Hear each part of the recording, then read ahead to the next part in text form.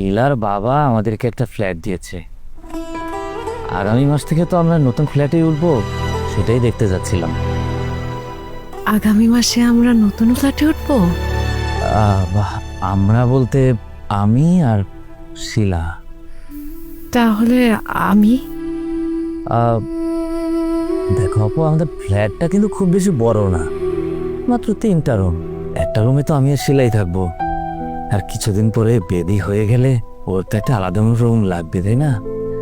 আর মাঝে মধ্যে ওর বাবা আসবে, গেস্ট আসবে, একটা রুম তো গেস্ট রুম হিসেবে লাগেই, তাই না আপু? এখানে এই কষ্ট করে তুমি কিভাবে থাকবা? আমার জন্য তোদের ওইখানে কোনো জায়গা হবে না? আপু, আমাদের গ্রামের বাড়ি তো ফাঁকাই পড়ে আছে, তুমি ওখানে চলে যাও না। ওখানে কি সুন্দর খোলামেলা জায়গা, লোকজন আছে, সবার সাথে হেসে খেলে থাকবে, ভালো লাগবে তোমার। আর আমরা তোমার সংসারে আর কতদিন থাকবো? আমার সংসার আর তোদের সংসার কি? এটা তো আমাদেরই সংসার। না আপু, এটা আমাদের সংসার না, এটা তোমার সংসার। এভাবে আলাদা ভাবার কিছু নাই বাবু।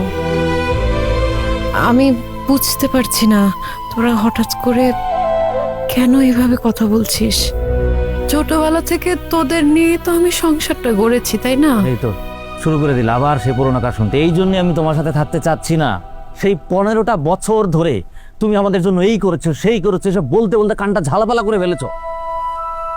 দেখো আপু, আমাদের কিন্তু অধিকার আছে আমাদের নিজেদের মতো করে একটা আলাদা সংসার করার। কোন অধিকারের কথা বলছিস? তোদের কথা চিন্তা করে আমি কখনো নিজে সংসার করি নাই। গ্রাম থেকে তোদের শহরে নিয়ে আসছি, আর আজ এই তো আবার পুরোনো কাজ শুনতে শুরু করে দিলে। দেখেছো শিলা আপু, দেখো তখন আমরা ছোট ছিলাম, আমাদের দেখাশোনা করা তোমার দায়িত্ব ছিল, তুমি জাস্ট তোমার দায়িত্বটা পালন করেছো। এটা নিয়ে এত বাড়াবাড়ি করা তো কিছু নেই। বুঝেছি। প্রয়োজন শেষে যখন একটা মানুষের আর কিছু দেওয়ার থাকে না, তখন সে খুব বিরক্তিকর হয়ে যায়। এটাই বাস্তব। আমাকে অনেকেই বলেছিল নিজেকে নিয়ে ভাবতে, কিন্তু তোদের কথা চিন্তা করে আমি কারো কথা শুনি নাই। কিন্তু আজকে আমাকে এরকম একটা পরিস্থিতিতে পড়তে হবে, এটা আমি কোনোদিন কল্পনা করি নাই। আমি যদি আগে বুঝতাম, তাহলে হয়তো আমি আমার সংসারটা গুছাতাম, আমাদের সংসারটার হতো না। এই যে আরেকটা কথা শোনাইলা। শুরুতে ঢাকা এসে তখন তুমি কি করতে না করতে সেটা কোনো জানি না। কার সাথে ছ্যাঁকা খেয়ে তুমি বিয়ে করনি, আর কোন কারণে তুমি রাত বিরেতে বাসায় ফিরতে, সে কথা এখন আর বলতে চাই না। আর শোনো, আমরা তোমাকে কখনোই মানা করিনি তুমি বিয়ে করো না, সংসার করো না। তুমি নিজের ইচ্ছায় বিয়ে করো নাই, আর এখন তুমি সেই ব্লেম আমাদেরকে দিচ্ছ।